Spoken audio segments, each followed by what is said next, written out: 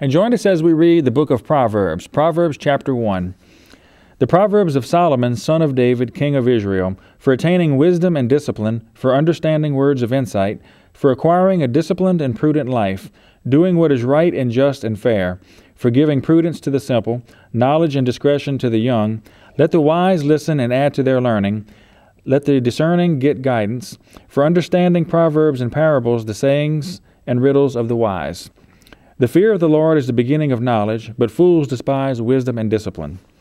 Listen, my son, to your father's instruction, and do not forsake your mother's teaching. They will be a garland to grace your head, and a chain to adorn your neck. My son, if sinners entice you, do not give in to them. If they say, "Come along with us, let us lie in wait for someone's blood. Let's waylay some harmless soul. Let's swallow them alive like the grave, and whole like those who go down into the pit. We will get all sorts of valuable things and fill our houses with plunder. Throw in your lot with us, and we will share a common purse. My son, do not go along with them. Do not set foot on their paths, for their feet rush into sin, and they are swift to shed blood. How useless to spread a net in full view of all the birds. These men lie in wait for their own blood. They waylay only themselves. Such is the end of all who go after ill-gotten gain. It takes away the lives of those who get it. Wisdom calls aloud in the street. She raises her voice in the public squares. At the head of the noisy streets she cries out.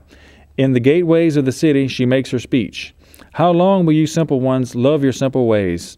How long will mockers delight in mockery, and fools hate knowledge? If you had responded to my rebuke, I would have poured out my heart to you, and made my thoughts known to you. But since you rejected me when I called, and no one gave heed when I stretched out my hand, since you ignored all my advice and would not accept my rebuke, I in turn will laugh at your disaster. I will mock when calamity overtakes you. When calamity overtakes you like a storm, when disaster sweeps over you like a whirlwind, when distress and trouble overwhelm you, then they will call to me, but I will not answer. They will look for me, but I will not find me.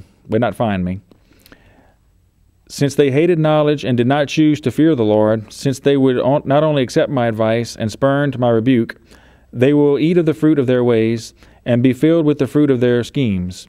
For the waywardness of the simple will kill them, and the complacency of fools will destroy them. But whoever listens to me will live in safety and be at ease without fear of harm.